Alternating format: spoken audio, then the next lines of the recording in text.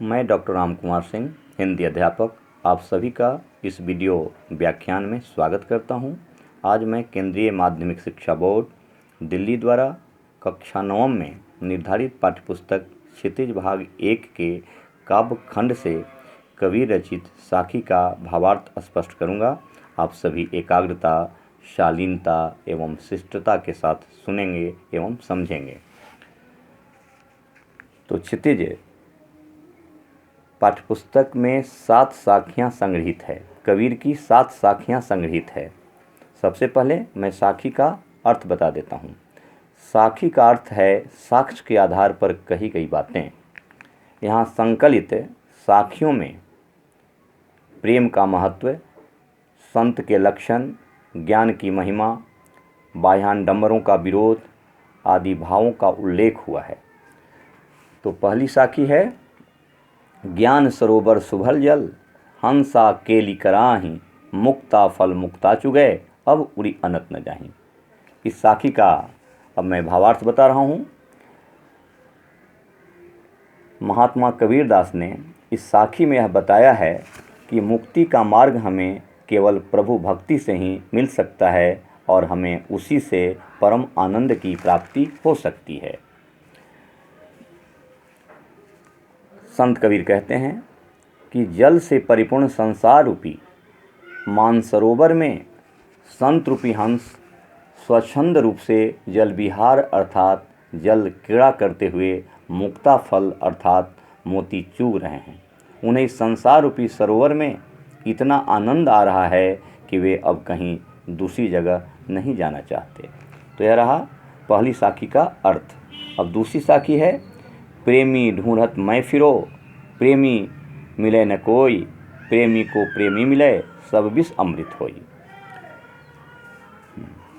तो इस साखी में एक सच्चे भक्त अथवा प्रभु प्रेमी को किसी अन्य सच्चे भक्त की तलाश होती है बताया गया है। परंतु संत कबीरदास जी कहते हैं कि संसार में एक सच्चा, एक अच्छा भक्त या ईश्वर प्रेमी का मिलना बहुत कठिन है। यदि सौभाग्य से, संजोग से ऐसा संभव हो जाए तो दोनों भक्तों के अर्थात प्रभु प्रेमियों के संपूर्ण विकार, संपूर्ण अवगुण, संपूर्ण दोष दूर हो जाते हैं। उसका जीवन अमृतनुमा बन जाता है। उसके जीवन में जितने विषाक्त जितने अवगुण हैं, विषयुक्त जो अवगुण है, सब अवगुण अमृत में परिवर्तित हो जाता है।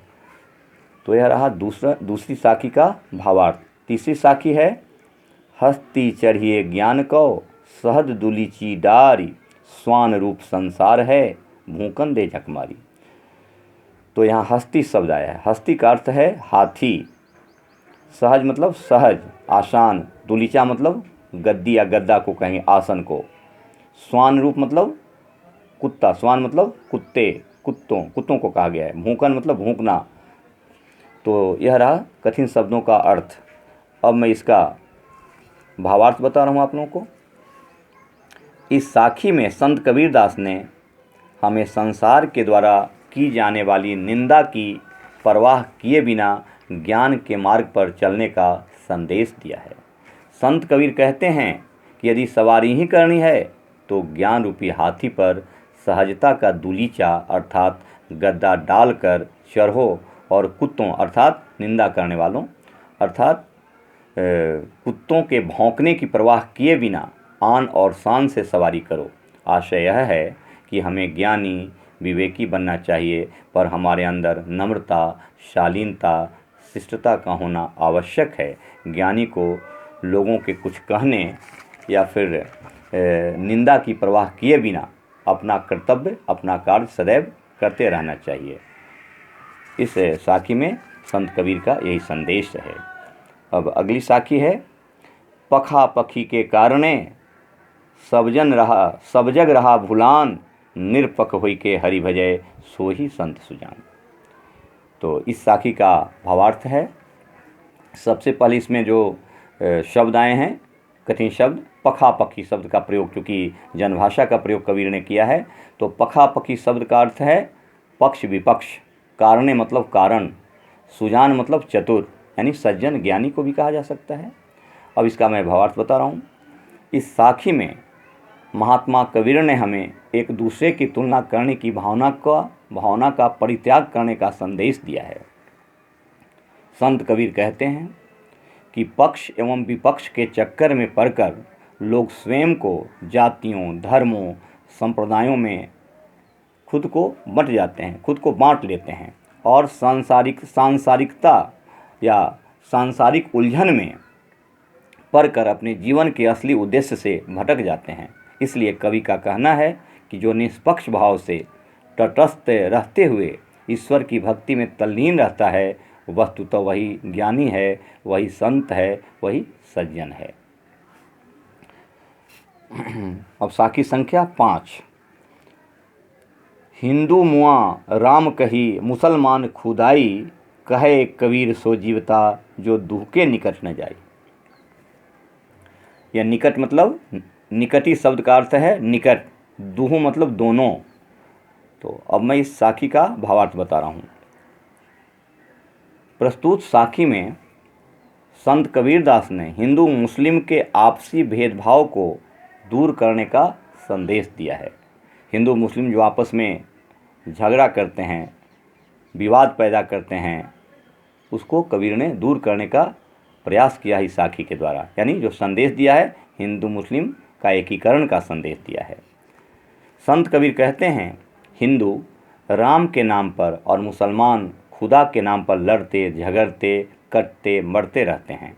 वस्तुतः इस संसार में वही जीवंत है, अर्थात जीने लायक है, जो इन दोनों के पास नहीं फटकता, अर्थात दो धर्म या जाति जैसे कुरीति या भेदभाव को नहीं मानता। उसी का जीना सार्थक एवं बेहतर होता है। इस प्रकार कबीरदास जी कहते हैं कि हमें आपसी भेदभाव को छोड़कर सर्वश्रेष्ठ ईश्वर, चाहे राम हो या फिर रहीम, किसी की भक्ति में लीन हो जाना चाहिए।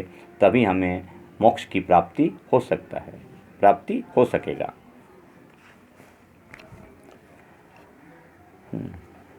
साखी संख्या 6 देखेंगे आप बच्चों। साखी संख्या 6 देखेंगे आप। काबा फिर काशी भया, राम ही भया रहीम, मोट चून मैदा भया, बैठ कबीरा जी। यहाँ काबा का अर्थ मुसलमानों का एक पवित्र तीर्थ स्थल से है, यानी मुसलमानों का पवित्र तीर्थ स्थल है। मोट चून मतलब मोटा आटा, जी मतलब भोजन करना। तो अब मैं इस साखी का भावार्थ बता रहा हूँ। इस साखी में संत कबीर ने हिंदू मुसलमान के आपसी भेदभाव को विनष्ट करने का संदेश दिया है। यदि वे निष्पक्ष होकर प्रभु भक्ति में लीन हो जाएं, तो राम तथा रहीम दोनों एक ही ईश्वर या खुदा के रूप में मिलेंगे। साथ ही मंदिर मस्जिद एक समान लगेंगे। संत कबीर कहते हैं कि जो अज्ञानी हैं, नासमझ हैं, वे धर्म और संप्रदाय आदि भेद से ग्रसित हैं, परंतु ज्ञान प्राप्ति के बाद उन्हें काबा और काशी में अंतर नहीं जान पड़ता। ज्ञानी लोगों को राम और रहीम दोनों एक ही लगते हैं, दोनों एक समान लगते हैं। जैसे जब तक गेहूं को पीसा नहीं जाता वो खाने योग्य नहीं होता, लेकिन जैसे ही गेहूं को पीस दिया जाता है, आटा एवं मैदे की तरह वह महीन हो जाता है। ध्यातव्य है, यानी ध्यान देने योग्य बात यह है कि आटा और मैदा दोनों गेहूं से ही बना हुआ होता है। अतः ज्ञान प्राप्ति के बाद ज्ञानियों को राम और रहीम एक लगते हैं। राम, रहीम, करीम में किसी प्रकार का कोई अंतर प्रतीत नहीं होता है। इस प्रकार से ज्ञानी को यह चाहिए कि आपसी जो भेदभाव है उसको भुला करके हम एकता के सूत्र में बंधे रहें। इस साखी का ही भावार्थ है। अब अंतिम साखी है।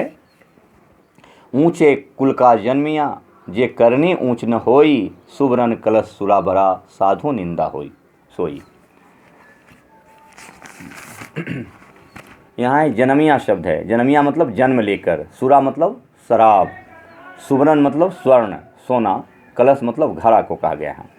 तो अब इस साखी का मैं भावार्थ बता रहा हूँ। प्रस्तुत साखी में महात्मा कबीरदास ने मनुष्य को बुरे कर्मों से बचने का संदेश दिया है कि मनुष्य को बुरा कर्म नहीं करना चाहिए, क्योंकि मनुष्य की पहचान उसके कर्म से ही है, उसके कुल या खानदान से नहीं है। संत कबीर कहते हैं, ऊंचे कुल में जन्म लेने से कोई ऊंचा नहीं कहलाता। कोई व्यक्ति अपने कुल से नहीं बल्कि अपने कर्मों से ऊंचा अर्थात महान होता है। इसमें कुल की कोई भूमिका नहीं होती, यानी खानदान की कोई उसकी भूमिका नहीं है। जिस प्रकार शराब यदि सोने के कलश में रख दी जाए तो भी वह साधुओं सज्जनों के लिए पीने योग्य नहीं बन सकती। साधुजन उसकी निंदा ही करेंगे। ठीक उसी तरह ऊंचे कुल में जन्म लेने वाले लोग यदि नीच कर्म करने वाले होंगे तो वे भी शराब की तरह निंदा के पात्र ही होंगे, यानी वह निंदनीय होंगे। तो यह रहा 7 साखियों का भावार्थ। यानी इस प्रकार से आप देख रहे हैं कि जो यहाँ संकलित जो साखियाँ हैं, यानी यहाँ संकलित साखियों में प्रेम का महत्व, संत के लक्षण, ज्ञान की महिमा, दिखावे का विरोध, बाह्याडंबर का विरोध आदि भावों का उल्लेख किया गया इन साखियों में। तो यह रहा कबीर की साखी एवं उसका भावार्थ।